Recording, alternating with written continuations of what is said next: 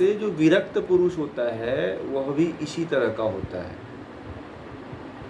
विरक्त पुरुष भी इतना उस अपने आप पे उसका कंट्रोल होता है, इतना नियंत्रण उसका होता है कि कहते हैं ना, कमल में कीचड़ में कमल, है ना, कीचड़ में कमल की भांति खिल जाता है, और कीचड़ दब जाता है, कमल ही दिखता है। ठीक है, उसका ऐसा स्वभाव और ऐसा रूप रंग हो जाता है।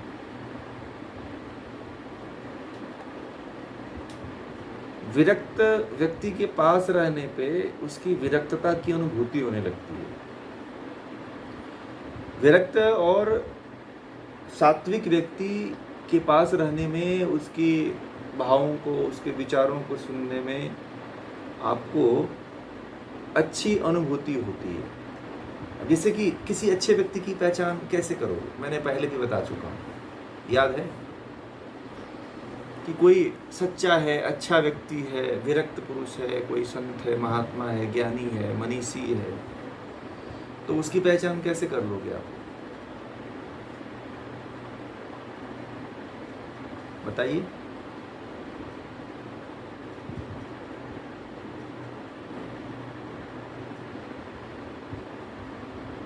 हाँ, बिना बात किए हुए कैसे पहचानोगे आप? बिना बात किए हुए आप कैसे पहचान लोगे?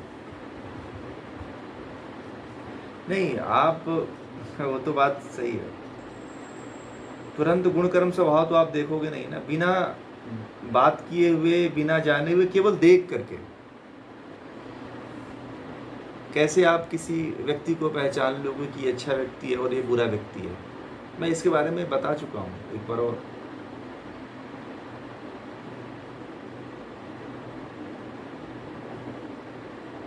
हाँ, ये बहुत अच्छा बताया आपने। एक पॉजिटिविटी रहती है, अच्छी अनुभूति आती है अच्छे व्यक्ति के पास बैठने में। और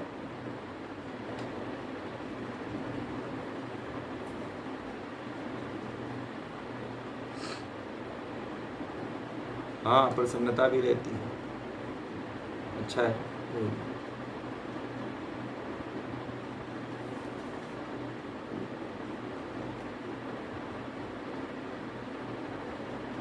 नहीं, वो तो बात, जब बातचीत करोगे तो, आप उससे बातचीत नहीं करते हो, कोई परिचय नहीं है, कोई आपको ऐसा अच्छा सज्जन व्यक्ति मिल गया तो उसकी पहचान कैसे करोगे? मैंने यही पूछा। वो तो देखिए, इसके बारे में बता चुका हूँ, मैं कई बार बता चुका हूँ, और फिर मैं बता देता हूँ। कुछ नए लोग हैं, पुराने लोग थे, वीडियो आप लोग सुना करिए ना, सब ये बातें हो चुकी हैं। जो वीडियो डालते हैं ना, उसको कम से कम सुना करिए आप लोग, समय मिले, बहुत ज्ञानवर्धक होती हैं। तो आप लोग नहीं सुनते तो दूसरे को फॉरवर्ड कर दीजिए, किसी और के काम आ जाएगा। देखिए, कहने का मतलब है कि अच्छे व्यक्ति की पहचान इस तरह से होती है कि जब उसके पास जाओगे ना तो अनईजी फील नहीं होगा आपको, ठीक है, और उसके पास जाते ही आपको अच्छा लगने लगेगा, और बार बार उससे, उसके प्रति आपका अट्रैक्शन बना रहेगा। अट्रैक्शन वो वाला नहीं जो दुनिया पड़ी हुई है, वो अट्रैक्शन आपके पास बना रहेगा, जैसे लगेगा कि हमारा पहले से अटैचमेंट है, पहले से हमारा लगाव है, और एक अच्छी अनुभूति अपने भीतर से फील करोगे आप, ठीक है, और इतनी सहजता हो जाएगी, उसके तरफ से सहजता भी होती है और आपके तरफ से भी इतनी सहजता हो जाएगी कि आपके विचार और भाव दोनों मिल जाएंगे, मेल खा जाएंगे, और दोनों का खिंचाव एक ही तरफ होगा, दोनों का खिंचाव बराबर होगा, एक ही तरह का होगा, ठीक है। अगर कोई बुरा व्यक्ति है तो उसके प्रति पहले ही भय, लज्जा, शोक, डर उत्पन्न हो जाता है। कोई बुरा व्यक्ति है तो यदि उस आपके पास आ गया तो देखते ही डर उत्पन्न होता है, भय उत्पन्न होता है, चिंता उत्पन्न हो जाती है, लज्जा आ जाती है, शर्म तो वैसे भी आती है, कुछ लोगों का तो स्वभाव होता है शर्म करने का,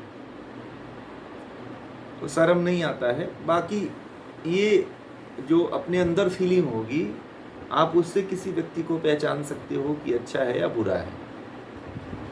आपके भीतर बैठी हुई अंतरात्मा जो है आपको संकेत देती रहती है, आपको मतलब नोटिफिकेशन दे देगी, पहले ही नोटिफिकेशन दे देगी कि ये व्यक्ति अच्छा है, ये व्यक्ति बुरा है।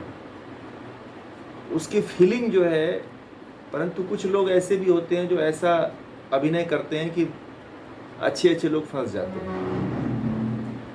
तो उसमें आपको क्या करना है कि फिर आपको गुण कर्म स्वभाव को देखना पड़ेगा। ठीक है, कभी कभी ऐसा भी होता है, तो गुण कर्म स्वभाव को फिर देखना पड़ेगा आपको। तो किसी के गुण कर्म स्वभाव को देख करके, उसके ज्ञान को देख करके, उसकी विद्या को देख करके, उसके तप को देख करके भी आप पहचान सकते हो कि व्यक्ति कैसा है। ठीक है, अच्छा है या बुरा है। ठीक है जी।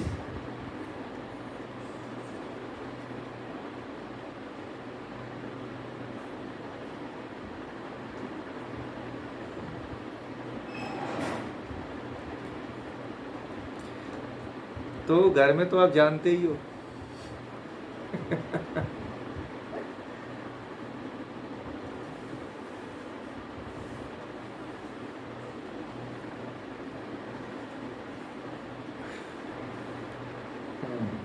होता है ना, फिर भी होता होगा आपको।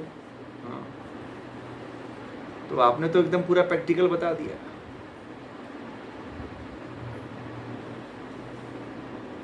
उस समय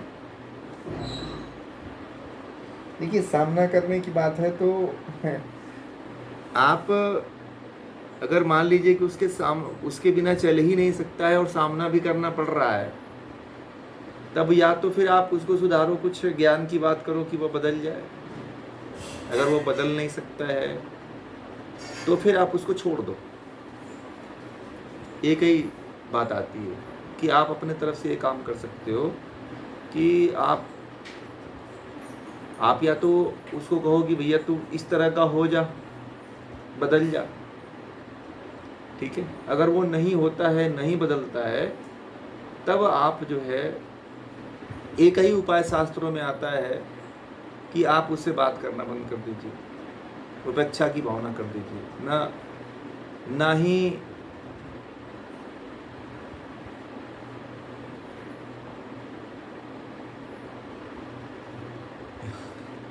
नहीं तो फिर आपको एक मैंने बताया था कि क्या हो जाइए, फिर जैसे कि मैंने एक ही चीज़ आप लोगों से योग महोत्सव में कहा था कि उस तोते के अनुसार बन जाइए, तोता बन जाइए। ठीक है, तोता बन जाइए और हाँ, मूर्छित हो जाइए, मूर्छित हो जाइए। फिर देखिए, है ना, फिर तो आपका तोते वाली स्टोरी बहुत अच्छी है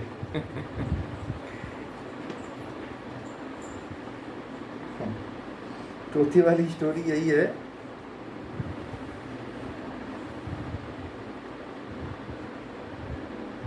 ये तोता था,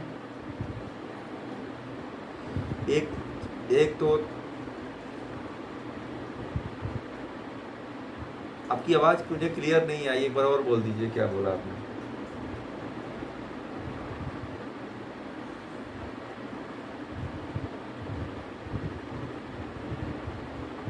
देखिए, अगर हाँ, वो तो होता है, परंतु एक काम,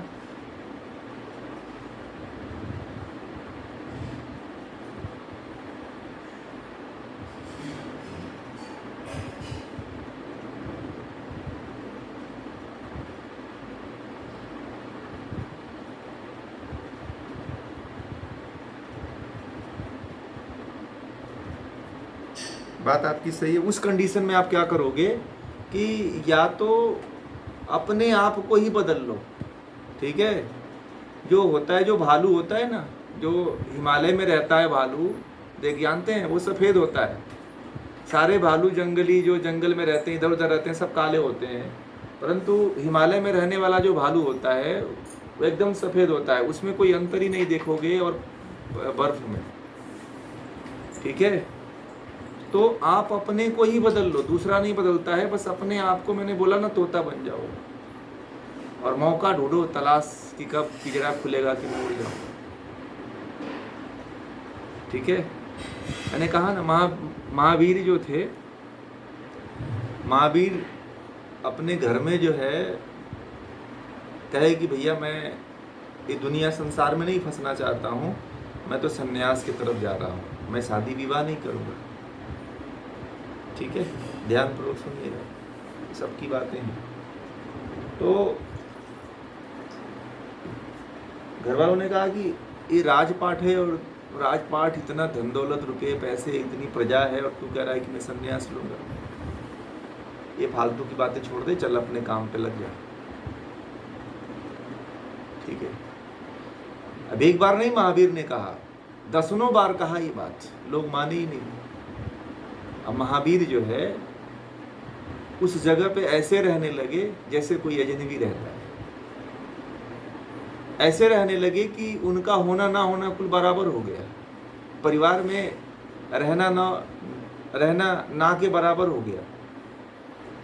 उनका व्यवहार बदल गया, उनका भाव बदल गया, उनका विचार बदल गया, उनकी न रहने की, रह करके भी न रहने की अनुपस्थिति होने लगी। तो घर वालों ने कहा कि ये घर से ही निकल जाता तो ठीक है, किसी काम का व्यक्ति नहीं है। ठीक है, यही तोते की कहानी है। समझ में आ गया? बात समझ में आ गया? यही तोते की कहानी है।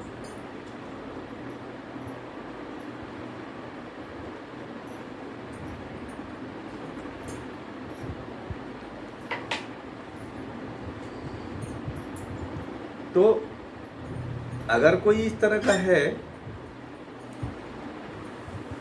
तो देखिए, अब संगति, पंडित श्री राम शर्मा एक आचार्य जी, एक बहुत उनका अच्छा विचार है, आप लोग पढ़िएगा उनके विचार, कभी मौका मिले तो पढ़िएगा, कि हम सुधरेंगे और जग सुधरेगा, है ना, सब लोग सुने होंगे, हैं?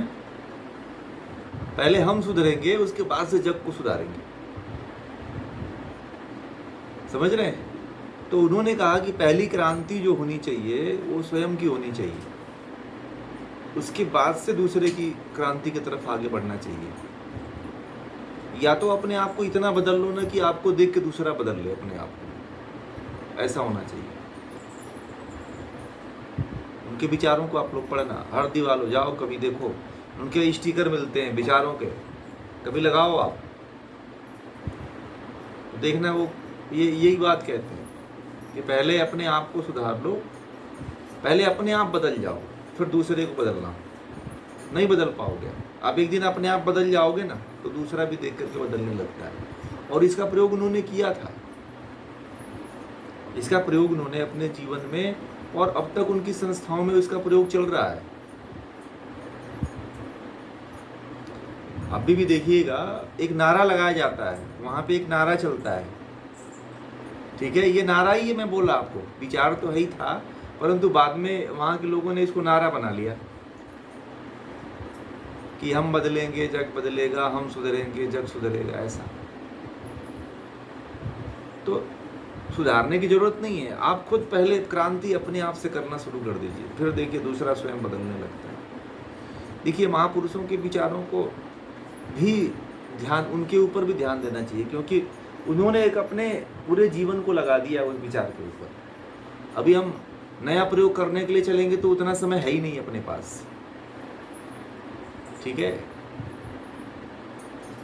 इसलिए जिस रास्ते पे लोग चल चुके हैं उस रास्ते पे खुद चलिए। ठीक है, समझ रहे हैं?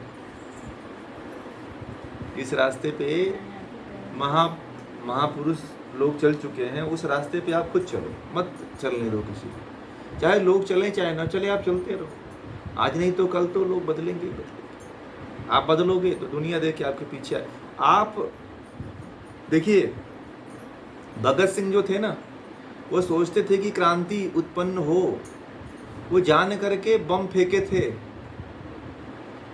ठीक है, और जान करके फांसी के फंदे पे वो लोग चढ़े थे, चाहे तो भाग सकते थे वो, परंतु ये कहते थे वो लोग, क्रांतिकारी भगत सिंह, चंद्रशेखर आजाद, कि अगर हम लोग मरेंगे नहीं तो दूसरे लोग तैयार कैसे होंगे।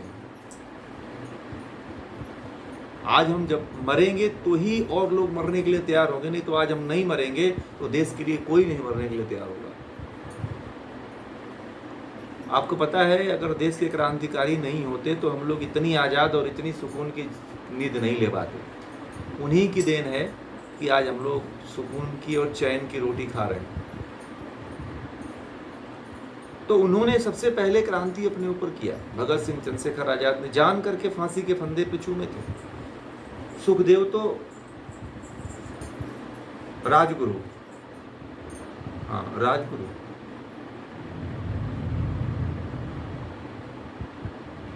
उनको लालसाई थी कि मैं फांसी पे चढ़ूं। उनसे पूछा किसी ने कि क्यों चढ़ना चाहते, बोले कि मेरे मरने पे 100 लोग खड़ा होंगे, आपके जाने के बाद आपके संस्कारों को लोग याद करेंगे। इसलिए जो है, आप तो बस अपने संस्कारों को जिंदा रखो। जो आपको बताया जाता है, जो आपको अष्टांग योग या यम नियम का जो विषय है या ज्ञान का विषय है, उसको अपने जीवन में पालन करते रहो। आप पालन करते भी मर जाओगे ना, तो फिर आपके पीछे एक बहुत बड़ी फौज तैयार होगी, और वही आपके घर की और आपकी परंपरा बन जाएगी। आप जिस तरह से जीवन जी रहे हो, आप जिस तरह से जीवन जी रहे हो, वह आपकी लड़का और आपका लड़की देख रही होगी, परंतु वो उसको करेगी नहीं। आपके मरने के बाद उसी को अपनाएगी कि मेरी मम्मी ऐसी करती थी तो मैं भी ऐसा करूँगा। आप कहोगे कि बेटी करो तो नहीं करेगी। हर बुलंदी को प्राप्त करने के लिए कीमत चुकानी पड़ती है, और कीमत किसका चुकाना पड़ता है? प्राण की, शरीर की कीमत चुकानी पड़ती है, तब जाकर के कोई बड़ी उपलब्धि प्राप्त होती है। कई पीढ़ियों को कीमत चुकाना पड़ता है, तब जाकर के कोई चीज़ स्थापित हो पाती है। किसी चीज़ को बनाने के लिए बलिदान की आवश्यकता होती है। आप जिस रास्ते पे चल रहे हो, वो बलिदान मांगता है रास्ता, ठीक है। आप जिस रास्ते पे चल रहे हो, ये बहुत धारदार रास्ता है। ये ऐसा रास्ता है कि या तो पार हो जाओगे या तो गिर जाओगे। तलवार के धार पे चलने जैसा है, धागे पे चलना जैसे, रस्सी पे चलने जैसा ये रास्ता है। बड़ा कठिन रास्ता है। साधना की जो राह होती है,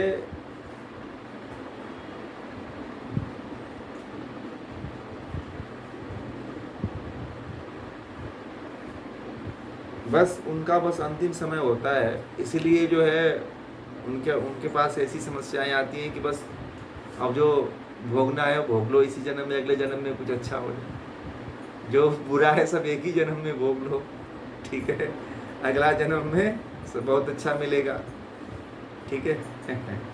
तो आप अच्छे हो तो कहते हैं ना, चंदन अपनी शीतलता नहीं छोड़ता है, इसलिए अपनी शीतलता मत छोड़ो। चाहे 1000 सर्प आपके ऊपर लिपटे रहें, कबीरदास जी कहते नहीं कि चंदन जो है अपनी शीतलता नहीं छोड़ता है, उसके ऊपर 1000 तरह के जहरीले सांप लिपटे रहते हैं, पता है आप लोगों को। इसीलिए अपनी शीतलता मत छोड़ो, अपने भीतर के भाव को, अपने गुणों को मत छोड़ो। चाहे 1000 तरह के आपके भीतर, आपके आसपास में सर्प लपेटे हुए हों आपको, ये सब सर्प ही हैं जो लपेटे हुए हैं आपको, ठीक है। आप चंदन हो तो बस चंदन बने रहो। बस हम आपको सुधार सकते हैं, पूरी दुनिया को नहीं। जो सुधरना चाहता है व्यक्ति, उसी को सुधारा जा सकता है। आध्यात्म के रास्ते पे जो चलना चाहता है, उसी को लेके जाया जा सकता है। जो नहीं चलना चाहता है, जो नहीं जाना चाहता है, उसके ऊपर कोई वर्क नहीं किया जा सकता है। वो तो जहाँ पे है वो वहीं रहेगा। समझ रहे हैं? इसीलिए पहली क्रांति जो है स्वयं के ऊपर करिए, किसी दूसरे के ऊपर नहीं हो सकता है। दूसरे के ऊपर करेंगे, दूसरे के, उसकी आत्मा, उसके संस्कार अलग है, आपकी आत्मा अलग है, आपके संस्कार अलग है। हाँ, कोई बदलना चाहता है तो उसे बदल सकते हो, और जो बदलना ही नहीं चाहता है तो उसे नहीं बदला जा सकता। जिसने कसम खा रखी है कि मुझे तो बदलना ही नहीं है, परंतु जो कह रहा है, जो बदलने की कोशिश कर रहा है, उसे बदला जा सकता है। ठीक है, उसके ऊपर वर्क करिए। ठीक है, जो नहीं बदलने की कोशिश कर रहा है फिर उसके ऊपर वर्क मत करिए, फिर समय की बर्बादी है। फिर तो मैंने वही रास्ता बताया कि निकल चलो, घर छोड़ के भागने की बात मैं नहीं कर रहा। ठीक है, परिवार छोड़ने की बात मैं नहीं कर रहा। पहले अपने आप को बदल लो आप, और अपने आप में इतना तल्लीन हो जाओ कि दूसरे की फिर आवश्यकता ना पड़े। आप ज्ञान में, ध्यान में, साधना में अपने आप को लीन करो, अगर इस राह पे चलना चाहते हो तो। परंतु यह है कि अपने कर्तव्यों का निर्वहन करते हुए। ठीक है, आपको ऐसे नहीं जाना है। भगवान राम ने भी अपने कर्तव्य का निर्वहन करते हुए संसार से गए हैं, भगवान श्री कृष्ण भी अपने कर्तव्यों का निर्वहन किए हैं। इसलिए जो है भगवान शिव भी अपने कर्तव्यों का निर्वहन किए हैं। हमारे जितने महापुरुष हैं वो सभी लोगों ने अपने अपने कर्तव्यों का निर्वहन किया है कि नहीं किया है? फिर भी वो लोग मुक्त गए और मोक्ष के तरफ चले गए। तो ऐसे नहीं भागना है, भगोड़ा नहीं बनना है, जीवन से नहीं भागना है, लोगों से, लोगों के व्यवहार से भागिए, है ना।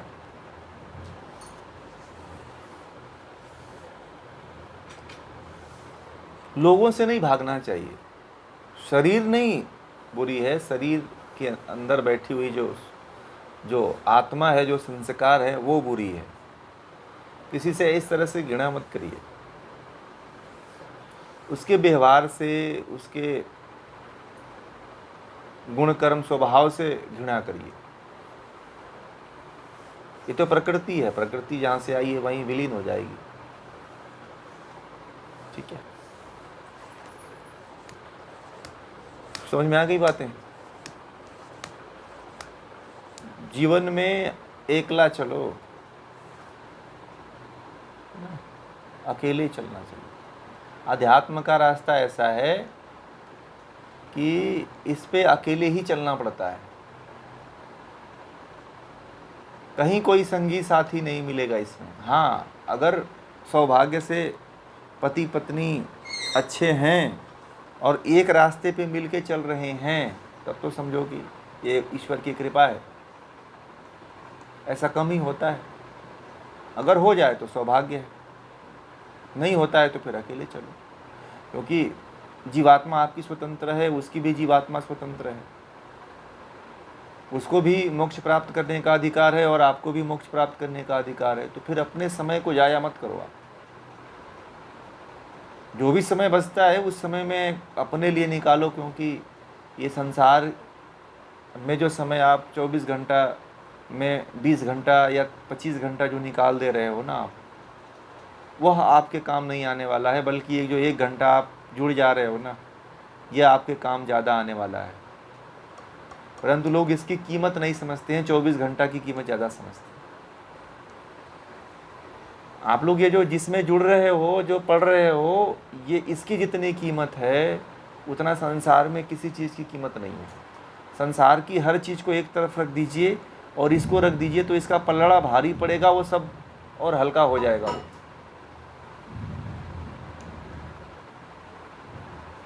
समझ में आ रही है बात?